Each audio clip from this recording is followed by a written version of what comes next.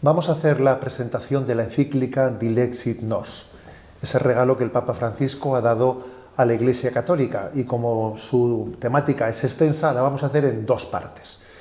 Tiene 6 capítulos y en esta primera parte yo me voy a centrar en los 3 primeros. Dilexit Nos. Comencemos por el nombre de la encíclica, como es lógico, porque Dilexit Nos significa nos amó, y podríamos decir que el título es como la esencia de la esencia, es como un resumen del querigma. El querigma es una síntesis del anuncio del Evangelio.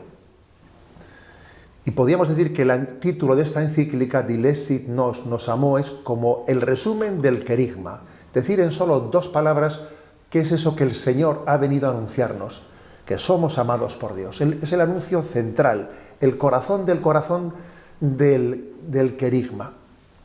Está tomado, hay distintos versículos donde podemos encontrar esa expresión Dilexit Nos. En concreto, por ejemplo, Romanos 8:37. Pero en todo esto vencemos de sobra gracias a aquel que nos ha amado. Dilexit Nos. Encontramos otros textos, por ejemplo, 1 Juan 4:10. En esto consiste el amor, no en que nosotros hayamos amado a Dios, sino en que Él nos amó y nos ha enviado a su Hijo. Una vez más, Dilexit Nos. Por lo tanto, el título es revelador. También el subtítulo, porque el subtítulo es sobre el amor humano y divino del corazón de Jesucristo. Sobre el amor humano y divino del corazón de Jesucristo. En efecto, el corazón de Jesús es, por una parte, la escuela humana del amor divino, y por otra parte, la escuela divina del amor humano. La escuela humana del amor divino. ¿Por qué? Porque Dios se hizo hombre para que, como hombre, nos transmitiese la noticia de que Dios es amor. Escuela humana del amor divino. Pero como nosotros no sabemos amar, estamos heridos por el pecado, necesitamos que Dios nos enseñe a amar. Escuela divina del amor humano. Me voy a centrar en el primer capítulo. En primer lugar, obviamente, tiene el título de la importancia del corazón. Por cierto, una cuestión que puede ser anecdótica, pero que es simpática.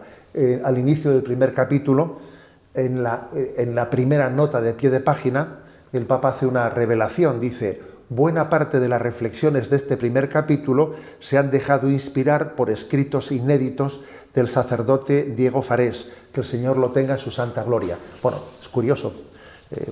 Hemos sabido que Diego Javier Farés falleció hace 2 años, poco más, 2 años, con 66 años de edad, que era de Mendoza, Argentina, y que él ingresó al noviciado de los jesuitas siendo Jorge Mario Bergoglio el provincial, y que incluso el Papa fue su padrino de ordenación sacerdotal y su director espiritual. Tendría con él una relación muy especial, motivo por el que algunos apuntes de este sacerdote habían caído en manos los estaba custodiando, ¿no? El Papa Francisco, y se sirvió de ellos para este primer capítulo sobre la importancia del corazón. Es una anécdota simpática. Supongo que este sacerdote jesuita se habrá llevado un pequeño susto desde el cielo al saber que sus escritos servían para una encíclica. Bueno, yo me voy a tomar mis libertades, ¿no?, a la hora de explicar este primer capítulo de la importancia del corazón. Sí que asumo, obviamente, la tesis fundamental, pero el propio Papa Francisco dice que el significado del término corazón es impreciso y no está en el elenco de las ideas claras y distintas, ¿eh? Por lo tanto, voy a hacer yo mi pequeño intento también histórico, etcétera, explicativo.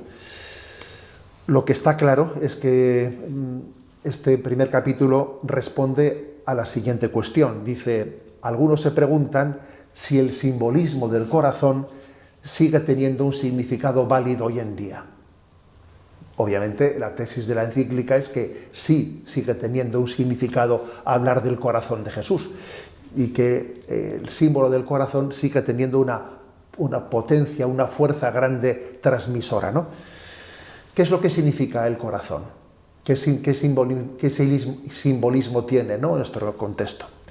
Posiblemente, popularmente, el simbolismo del corazón está muy influenciado por el romanticismo. Posiblemente lo que simboliza en primer lugar es el enamoramiento apasionado. El romanticismo tuvo una gran influencia. Sabemos que el romanticismo se sirvió de Cupido, que está tomado de la mitología romana, es el dios del deseo amoroso. Se le suele representar a Cupido como un niño desnudo y alado, con los ojos vendados, armado con un arco, flechas y carcaj. Es el equivalente, posiblemente, ¿no? Es de la mitología romana, pero igual es el equivalente al Eros de la mitología griega. ¿Qué es lo que significa Cupido? Bueno, la verdad es que la etimología de Cupido, cupiditas, significa deseo vehemente, ansia, pasión. Y todos sabemos que cuando se habla de Cupido y ese angelito o ese niño alado que lanza, con los ojos tapados, que lanza una flecha, parece como si el enamoramiento fuese algo ciego, que al que le pegue la flecha, pues sencillamente se siente profundamente enamorado sin ningún tipo de racionalidad. Es un amor irracional que es apasionado. Bien, eso posiblemente ha configurado mucho qué es lo que se entiende por corazón. En las fiestas de los enamorados se ponen muchos corazones. Bien, pero no olvidemos que el romanticismo llegó un siglo después de las revelaciones del Señor a Santa Margarita María de Alacoque, con lo cual poco tenía que ver el romanticismo con esa imagen del corazón cuando el Señor hace 350 años tuvo esas revelaciones a Santa Margarita, ¿no? Con lo cual no pensemos que todas las imágenes del corazón traspasado por una flecha están inspiradas en el paradigma romántico, en absoluto. Por ejemplo, cuando vemos la transverberación de Santa Teresa de Jesús en el siglo XVI, en la que un ángel le atraviesa con su flecha el corazón, no tiene nada, cualquier parecido es mera coincidencia, ¿no? No tiene nada que ver con el romanticismo. Bien, la pregunta práctica puede ser la siguiente: ¿por qué triunfó la imagen del corazón en el siglo XVII, cuando fueron las revelaciones del corazón de Jesús a Santa Margarita María? Obviamente, todos somos conscientes de que el corazón es un símbolo, que cualquier otro órgano de la humanidad de Jesucristo es igualmente digno como un corazón. Pero ¿por qué se reveló bajo la imagen del corazón de Jesucristo? ¿Por qué el corazón? Bueno, en primer lugar, es obvio que en todos los tiempos y las culturas el corazón sí había sido símbolo del amor, porque manifestamos en nuestro corazón ciertos efectos ante las emociones, ¿no? Pues cuando una persona se acerca a una persona amada, los latidos de su corazón se aceleran. O cuando una persona pues recibe un profundo disgusto, pues siente una opresión en su corazón.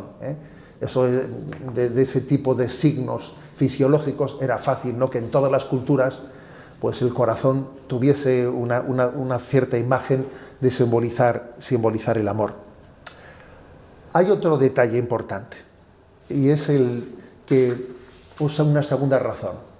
En 1616, que esto igual lo tenemos un tanto olvidado, unos 60 años antes de las revelaciones del Señor a Santa Margarita María, se había realizado un descubrimiento importante, el descubrimiento de la circulación de la sangre.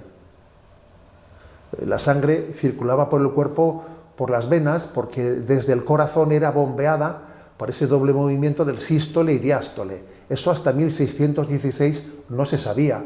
Se pensaba que la sangre era generada por la carne humana, y fue un gran descubrimiento que impactó. Y obviamente le dio al corazón una gran significatividad. El corazón está situado en el centro del cuerpo humano y es una imagen perfecta para simbolizar nuestra inserción en el cuerpo místico de Jesucristo. Por ejemplo, cuando Santa Teresita de Lisieux dice: yo quiero ser en la Iglesia el corazón, he visto mi vocación reflejada en esa imagen del corazón de expandir, ¿no? Expandir esa sangre, esa vida de gracia a todo el cuerpo místico de Cristo. Una tercera razón por la que triunfó también la imagen, el símbolo del corazón: la respuesta al jansenismo. No olvidemos que cuando acontecieron esas revelaciones a Santa Margarita, hace 350 años, en Europa se vivía bajo el influjo de la crisis jansenista, que era una herejía que había nacido en el seno, en el contexto del protestantismo, pero que había traspasado también al catolicismo, y que se caracterizaba por difundir una imagen de Dios lejana y justiciera, que asfixiaba las almas. Y las revelaciones del corazón de Jesús enfatizan la humanidad de Jesucristo.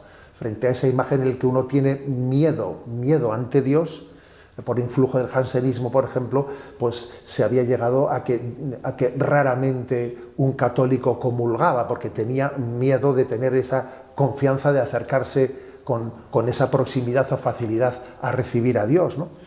Frente a ese influjo del jansenismo, la imagen del corazón de Jesús enfatiza la encarnación. Dios se ha hecho hombre con todas las consecuencias, me comprende la condición humana. Dios tiene corazón, es capaz de compadecerse de nosotros porque conoce la condición humana.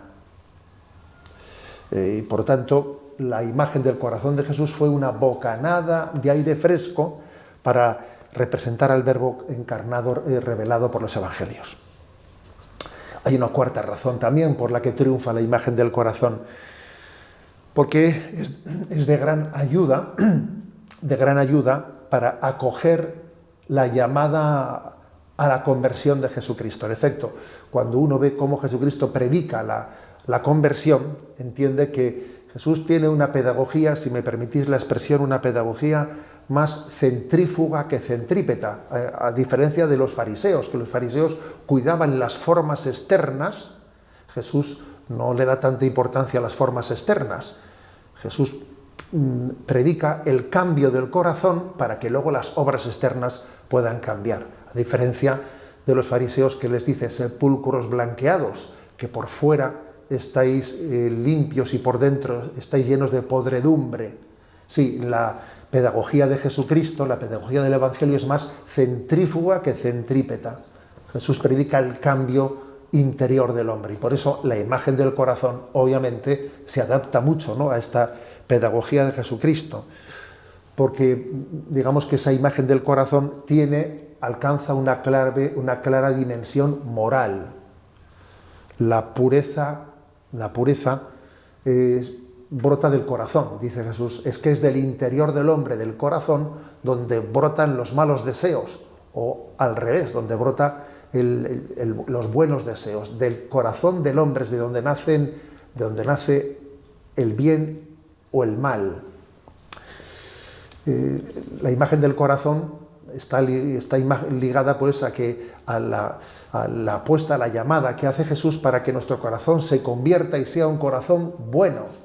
Por ejemplo, el Salmo 50 dice: crea en mí un corazón puro, renuévame por dentro. Es una llamada, una petición de que Dios nos transforme, ¿no?, interiormente. Bueno, podríamos decir más ejemplos de cómo la imagen del corazón es perfecta, ¿no?, para esa predicación de Cristo. Por ejemplo, cuando Jesús nos pide que seamos sinceros.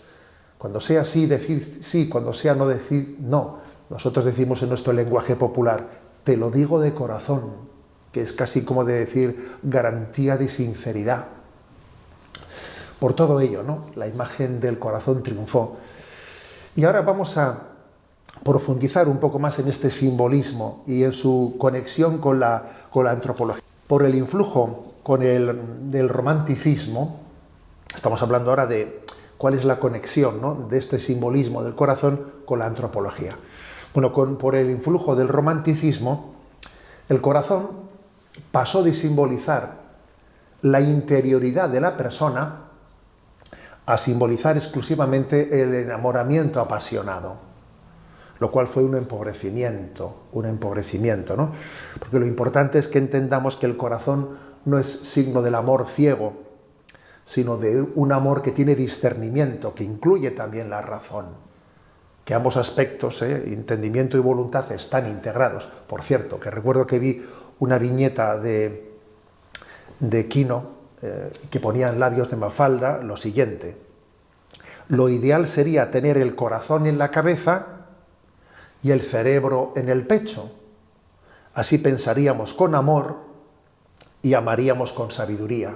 decía, ¿no? Con mucha gracia, que obviamente esta reflexión era como diciendo, el corazón no puede simbolizar únicamente, ¿no?, el amor contrapuesto al discernimiento, a la razón. Ambas cosas tienen que estar integradas, ¿no? Como anécdota, solo como anécdota, un cardiólogo canadiense, Andrew Armour, descubrió una red neuronal en el corazón. Una red neuronal en sí, en el corazón resulta que existe pues una minúscula red neuronal que tiene 40.000 neuronas, que aunque sea muy minúsculo, pues los cardiólogos le llamaron el cerebro del corazón. Resulta que en el corazón también hay neuronas. Bueno, es una anécdota de biología, pero que también subraya, con ella me quiero servir de ella para subrayar que el simbolismo del corazón no debe de ser el amor contrapuesto a la racionalidad. Entonces, ¿cómo entendemos? O sea, ¿cómo empalmamos la simbología del corazón con la antropología? Por desgracia, dice el Papa, el corazón ha tenido poco lugar en la antropología y en el pensamiento filosófico. La antropología filosófica, científica, ha hablado de entendimiento, voluntad, libertad, pero no ha hablado de corazón. Parece que hablar de corazón no es propio de libros filosóficos o científicos, ¿no? No se llegó, dice el Papa, a desarrollar la idea del corazón en la antropología filosófica. No se llegó a desarrollar la idea del centro de la persona, como el corazón, como el único un lugar en el que nos unificamos interiormente. Y el Papa dice que es una pena. Y sin embargo es obvio, ¿no?, que las facultades del alma, el entendimiento y la voluntad, no pueden identificarse con ninguna parte del cuerpo. Pero, aunque obviamente cuando se produce la separación del cuerpo y alma en la muerte, ¿no?, en esa escatología intermedia, obviamente el entendimiento y la voluntad radican en el alma. Sin embargo, no olvidemos que mientras que vivimos y el alma y el cuerpo están plenamente unidos e integrados, pues la dimensión corporal, anímica, pasional, condiciona el entendimiento y la voluntad. El entendimiento y la voluntad, esas facultades del alma, no están desligadas del cuerpo, están plenamente integradas, ¿no? Y lo corporal, lo anímico, las condicionan, ¿no? Entonces, pues somos una unidad sustancial de cuerpo y alma. Alguien decía que somos un espíritu encarnado y un cuerpo espiritualizado, ¿no? No somos dualistas, pero sí existe una dualidad en nosotros. Pero lo que es clave es que la imagen del corazón sirve como simbolismo para entender cómo todo está integrado. Cuerpo y alma está integrado. El entendimiento y la voluntad al mismo tiempo están condicionadas por lo anímico, por lo pasional. Todo está integrado. Y el corazón significa el lugar en el que todo se integra, todo se unifica. Es como el núcleo del ser humano, su centro más íntimo. Así le designamos al corazón, ¿no? Podríamos decir que es la sede de la persona. La persona humana tiene una sede. Bueno, pues simbólicamente la sede de la persona humana, donde se integra alma y cuerpo, está en el corazón. Imagen de la interioridad. Esa es la tesis del Papa en su encíclica. Esta es la apuesta que hace el Papa. Bueno, que por cierto, no es una tesis que estaba bastante en conexión con la imagen del griego clásico, en la que cardia sí es sinónimo de la interioridad del hombre. En definitiva, el significado del corazón se refiere al ser humano en su totalidad, cuerpo y alma, y significa su interioridad, al mismo tiempo que su integridad. Todos los aspectos del hombre están integrados y no dispersados en el corazón, y es lo más profundo del hombre. Entonces la encíclica hace una llamada, la llamada a volver al corazón. Tenemos que volver al corazón, porque será el paso necesario para que el hombre esté interiormente unificado y no dividido. Aquí se traen a colación dos citas muy potentes en la encíclica. Se refieren dos citas, una de San Juan Pablo II, y otra de Benedicto XVI. La cita de San Juan Pablo II dice: en la sociedad actual, el ser humano corre el riesgo de perder su centro, el centro de sí mismo. El hombre contemporáneo se encuentra a menudo trastornado, dividido, casi privado de un centro interior que le genere unidad y armonía en su ser y en su obrar. El mal del hombre actual es que está dividido, no está integrado, no está unificado interiormente. Estamos dispersos. Benedicto XVI, en la misma línea, dice: toda persona necesita tener un centro de su vida, un manantial de verdad y de bondad, de la cual tomar para afrontar las diversas situaciones de la vida.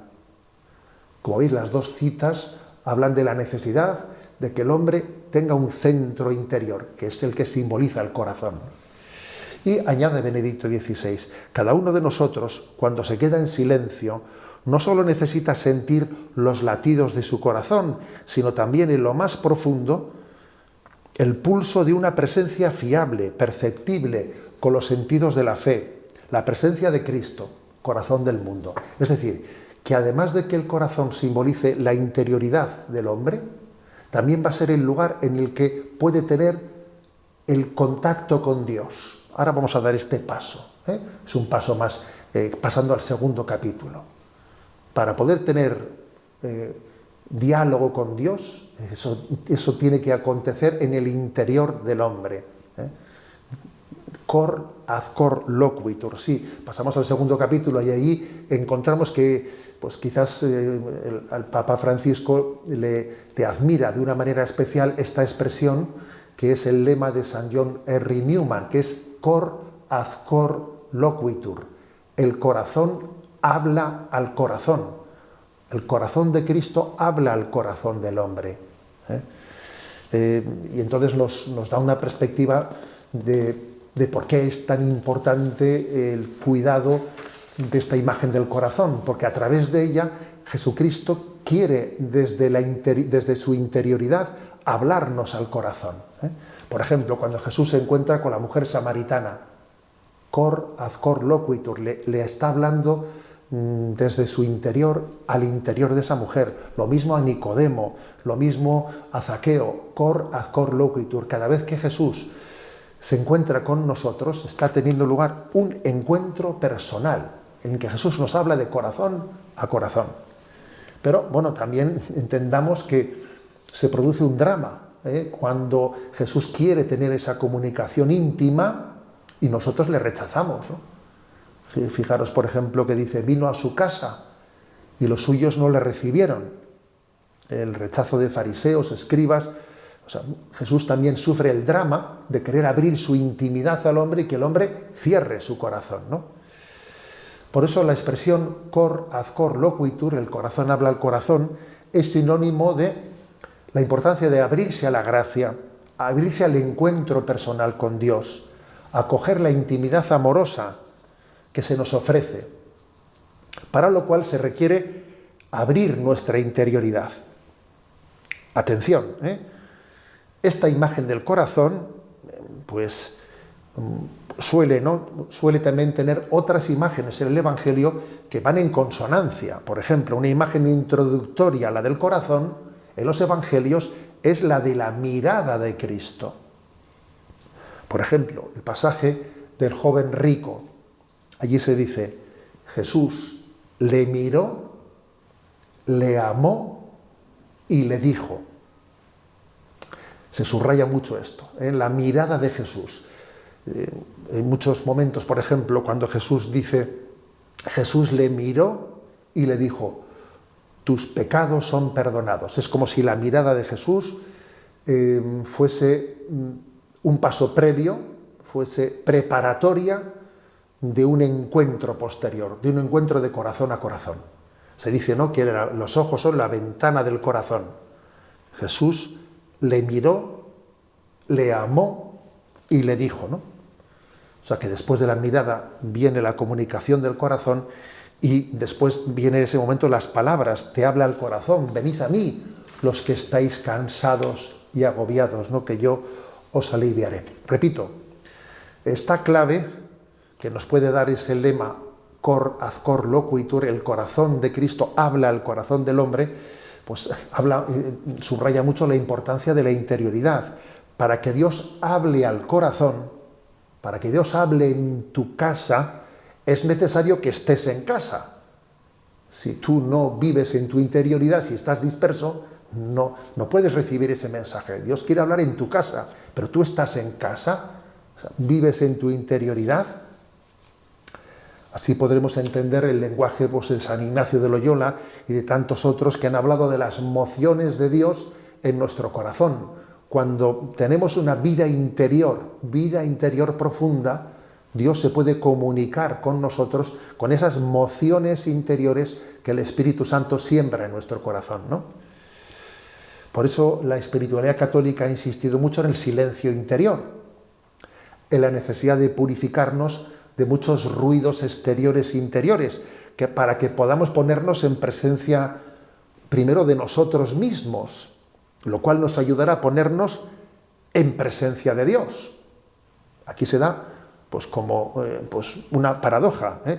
Por una parte, en la presencia de Dios me conozco a mí mismo, o sea, si me pongo en presencia de Dios, eso me ayuda a ponerme en presencia de mí mismo, aprendo a conocer mi interioridad. Pero al mismo tiempo, si profundizo en mi interioridad, eso me permite ponerme en presencia de Dios. Por eso, ¿no?, es importante combatir por el cuidado de nuestra interioridad, por el cuidado de nuestro corazón. No podré, fijaros en esta tríada, ¿no?, que os propongo. En primer lugar, no podré aceptar a Dios en mi vida si no le escucho, pero no podré escucharle si no le miro, y no podré mirarle si no me recojo dentro de mí. Hace falta escuchar, pero para poder escuchar hay que fijar los ojos para abrir la interioridad, pero para eso me tengo que recoger dentro de Dios mismo, ¿no? El cuidado del silencio interior. Y permitidme un excursus, un breve excursus, porque es un drama que estemos entregando la bandera de la interioridad al orientalismo, al zen, al yoga, a la nueva era, que cualquier parecido es mera coincidencia. En realidad, detrás del zen, del yoga, se esconde el panteísmo, ¿no? El panteísmo, la interioridad, se confunde con el panteísmo. No hay un encuentro personal tú a tú, cor ad cor. El corazón de Dios habla al corazón del hombre. No es un encuentro de tú a tú. En el zen, en el yoga, no existe ese diálogo entre Dios y nosotros. Por el contrario, es sustituido por un mero encuentro de yo conmigo mismo. Es ese silencio interior del zen o del yoga, es autorreferencial, es ensimismamiento, es tautológico. No tiene nada que ver con el cuidado interior del corazón para que Dios hable con nosotros. Nosotros tenemos que llevar a cabo el combate por la interioridad desde la tradición católica, ¿no?, sin recurrir a ese orientalismo. Y obviamente ese combate tiene que ser tenemos que tomarlo muy en serio, ¿no?, porque quien aspira a vivir en presencia de Dios, pues obviamente le molestará tanta frivolidad, tanta dispersión, tantas distracciones. Decía Teresita de Lisieux, un alma sin silencio es como una ciudad sin defensor. Quien guarda el silencio guarda su alma. Por eso solamente así, cuando uno se conoce a sí mismo, cuida su interioridad, puede percatarse de muchas cosas. Por ejemplo, de si estamos siendo movidos por el amor propio, por la vanidad, o si me mueve un amor desinteresado. Uno podrá conocerse a sí mismo, si no es que ni siquiera nos conocemos, si uno no cuida su interioridad, ¿no? Solo así podremos discernir las mociones con las que Dios habla en nuestro interior. Creo que Dios me pide esto, creo que Dios me pide lo otro. Para poder llegar a decir esta expresión hace falta tener una vida interior, hace falta tener un cuidado de nuestra alma, Habrá que purificar los sentidos, habrá que buscar el silencio interior. De lo contrario, hablar de lo que Dios me pide en el silencio de mi alma es una quimera. Damos un paso más. El tercer capítulo subraya cómo es el corazón de Cristo. La imagen del corazón de Cristo, como hemos dicho, simboliza su amor humano y divino. Y hay una afirmación en el tercer capítulo que para mí ha sido novedosa y la verdad es que me parece muy rica, ¿no? El Papa habla del triple amor del corazón de Cristo. ¿Cómo es ese triple amor? Él distingue, ¿no? Por una parte, en el corazón de Jesús hay un amor sensible, porque es que Jesucristo se ha hecho hombre con todas las consecuencias, y en Jesucristo también hay una sensibilidad humana. Jesús tenía afectos, tenía emociones, como todo hombre, ¿no? Pues por ejemplo, Jesús sentía esa predilección especial por sus amigos de Betania, por su discípulo predilecto, Juan, y también se sintió traicionado. O sea, Jesús tenía afectos, emociones. Jesús también nos habla con un amor sensible. Pero en segundo lugar, el amor del corazón de Jesús tiene también una dimensión espiritual propia de toda alma humana, ¿no? Que es el entendimiento y la voluntad. O sea, Jesús nos ama con la voluntad humana de quien, como dice Santa Teresa de Jesús, tiene determinada determinación de amarnos, de querernos. Nos ama libre y voluntariamente, nos ama en esa dimensión ya no solo sensible, sino también espiritual. Pero en tercer lugar, dice el Papa, también el corazón de Jesús no solo tiene un nivel de amor sensible, no solo tiene un nivel de dimensión espiritual, ¿no?, de entendimiento y voluntad humanos, tiene también la dimensión del amor divino. Sí, es el Verbo de Dios el que me está amando. Es la segunda persona de la Santísima Trinidad. Entonces, es impresionante ver que en el amor del corazón de Jesús se dan estas tres dimensiones. Con amor sensible, con los afectos humanos, pero también con un amor libre, voluntario y con un amor divino. Estos tres amores obviamente no están separados, ¿no?, sino que actúan y se expresan conjuntamente. Es imposible distinguirlos unos de los otros, ¿no? Yo pondría la imagen que hoy en día en los coches de última tecnología, que son esos coches híbridos, ¿no?, que a veces suelen tener una pequeña pantalla en la que allí se ve, ahora el motor está cogiendo gasolina, ahora está tomando de la batería eléctrica. No, con el corazón de Jesús no cabe de decir, ahora me ama con amor humano, ahora me ama con amor divino. No, cada vez que decimos Jesús me ama, esas tres dimensiones del amor están integradas.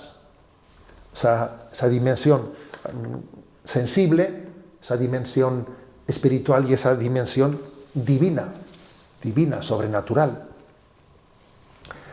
El amor de Jesucristo, del corazón de Jesús, es inagotable. Y la encíclica añade que no podemos olvidar que el corazón de Jesús es revelador del Padre, que ciertamente estamos llamados a poner los ojos en Jesús, pero que el Evangelio subraya también que Jesús es el camino para llegar al Padre. No lo olvidemos. Y un paso más, tampoco olvidemos que solo el Espíritu Santo puede hacer posible en nosotros este encuentro con el corazón de Cristo. Ese encuentro de corazón a corazón, cor ad cor loquitur, solo podremos conseguirlo por el don del Espíritu Santo que nos da esa intimidad, y de esa manera en Jesús podemos llegar al Padre. O sea que también en este tercer capítulo de la encíclica se subraya cómo la espiritualidad del corazón de Cristo nos integra en la Trinidad. Conclusión. Me voy a servir del punto 90 de esta encíclica, del punto 90, que está en el tercer capítulo, para hacer la conclusión. Dice así el punto 90. Ante el corazón de Cristo es posible volver a la síntesis encarnada del Evangelio y vivir aquello que propuse hace poco tiempo, recordando la entrañable Teresita del Niño Jesús. Dice: la actitud más adecuada es depositar la confianza de nuestro corazón fuera de nosotros mismos, en la infinita misericordia de un Dios que ama sin límites y que lo ha dado todo en la cruz de Jesucristo. Esta es la clave, aprender a poner la confianza en el corazón de Jesucristo, no en nosotros mismos, ¿no? Por eso la oración más popular de esta espiritualidad del corazón de Jesucristo es la famosa jaculatoria: en vos confío, en ti confío, in te confido. Es como un dardo dirigido al corazón de Jesús, en el que subrayamos todo lo espero de Él. Mi esperanza es Jesucristo, en ti confío. La confianza es la prueba de que el amor de Dios no solo es afectivo, porque uno podría a veces no pensar, bueno, yo sí, estoy subrayando mucho el corazón de Jesús, pero eso es puro emotivismo. No, emotivismo no. El amor del corazón de Jesús no solo es afectivo, es también efectivo. La prueba es que confío, en ti confío, y confío por encima de mis miedos, confío por encima de las dificultades. No solo es afecto, es también es efecto, son hechos. El amor de Dios nos ayuda, nos permite, nos da la gracia, ¿no?, para vencer al mundo en todas sus dificultades. Por eso vamos a concluir diciendo, ¿no?, en esta conocida jaculatoria: Sagrado Corazón de Jesús, en vos confío. Sagrado Corazón de Jesús, en ti confío.